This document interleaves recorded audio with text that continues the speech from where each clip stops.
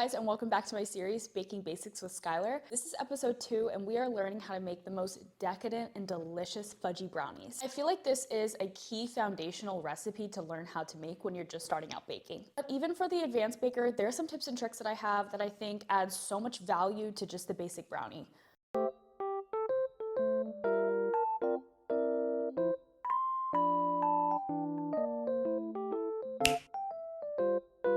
So if you watched episode 1, you know that I weigh out everything beforehand. This makes the process stress-free and super enjoyable. I love to do this, have all of my ingredients right in front of me, so I'm just ready to bake. So let's go ahead and jump right in. I'm gonna preheat my oven to 350 before we start because this is pretty easy. You throw everything together and it's ready to bake. My oven's preheating now, and I'm gonna take my butter and microwave this until it's melted. I'm gonna microwave this in 30-second intervals. The reason I'm gonna do this is because butter, when it gets super hot very fast, it will pop in the microwave and make a mess everywhere.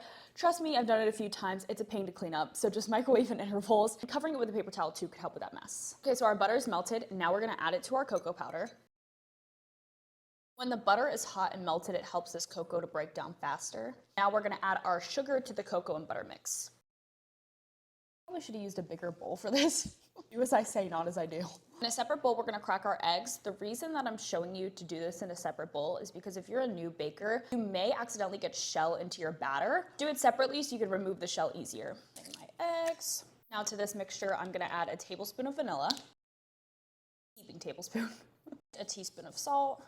Salt really helps to balance out the sweetness in all of your baked goods, so I actually like to add a heaping teaspoon. Whisk this together just with the same whisk you just used. You may think it's kind of pointless right now to be measuring everything out separately. My whole point of telling you to do mise en place before you start these simple recipes is to get into the habit of creating organization before you bake. Because when you're in more complex recipes, there's so much going on all at once. Having this organization will really come in handy in the future. Okay, now we're gonna combine these two mixtures. I'm stubborn, I should really get a bigger bowl, but I'm just gonna try to manage with this one. Okay, that's all mixed together. Surprisingly, I don't think I had any spillage. Look at that texture, it should be nice and thick. So I have flour in this bowl and I'm gonna add my chocolate to it. This is such a rich, dark chocolate batter that I personally like to add milk chocolate and white chocolate. I like to mix it up in between chocolate chips and chocolate chunks. But do the chocolate that you like. The reason we're adding this to our flour first is the chocolate chips and the chocolate chunks will get coated in the flour. This is gonna help it to not sink all the way to the bottom in our batter. You might find this in other recipes too, like blueberry muffins. It'll tell you to toss it in flour before because it helps them to be evenly distributed throughout the baked good. Adding my chocolate chunks. And I just use my hands, toss to coat. This is my secret to the perfect brownie. Adding espresso powder. Espresso powder gives so much more depth to any chocolate baked good. You won't taste the coffee, but it's gonna add this richness that is so incredibly good. Adding that to my flour mixture.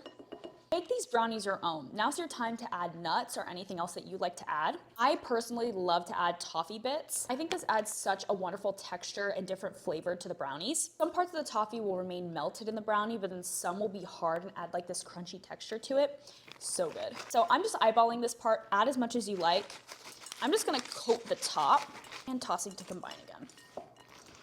Great thing about this too, you can pre-make this dry mix so you have it just laying around and then just make your wet mix on demand. Another thing that I want to mention is make sure that your eggs are room temperature when you're adding it to this batter. I used to be so confused when recipes said that. I just thought it was pointless. Like, why am I bringing my eggs to room temperature? The reason is because you have a fat in this batter. That oil or butter can become solidified when it touches or comes in contact with something that's not room temperature, and that's cold. So I would have tons of lumps in this batter of cold butter, solidified, or oil. So I have a smooth, homogeneous mixture because it was room temperature and I used the melted butter.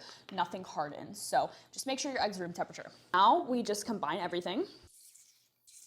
Now you want to fold this mixture, but you don't want to over mix it. In comparison to the first episode, we're making bread, we're creating gluten strands. In recipes like this, you don't want to create gluten at all. You just want to mix until you don't have any dry spots left. Folding this mixture, making sure to get the bottom of the bowl as well. No more dry spots left. Salmonella, please, you can come for me, but I always try the batter. It's the best part of everything. Cake batter's the best, brownie batter's the best, cookie dough's the best, so I'm gonna try it.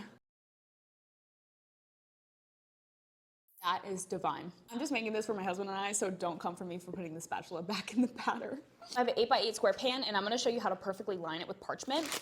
Stick your parchment paper in there, press it down into the corners, then use that as a guide and cut into these corners. When you press it into the pan, it's gonna fit perfectly. And now we're gonna put our batter directly into our baking pan. At this point, you can sprinkle more chocolate chips on top if you like. However, one of my favorite parts about the brownie is the crackly top that it gets when it's baked. So I don't wanna interfere with that, so I'm not gonna add any on top. Here's where you can control the texture that you want of your brownie. I prefer more of a fudgy brownie rather than cakey, so I'm gonna bake mine for about 35 minutes. When you stick a toothpick in it, there's still gonna be a lot of crumbs connected to it if you want a fudgy brownie. If you want a cakey brownie, bake it for about 40 minutes at 350, and then you're gonna have a clean toothpick. So that's how you can control the texture that you personally like. Into the oven it goes.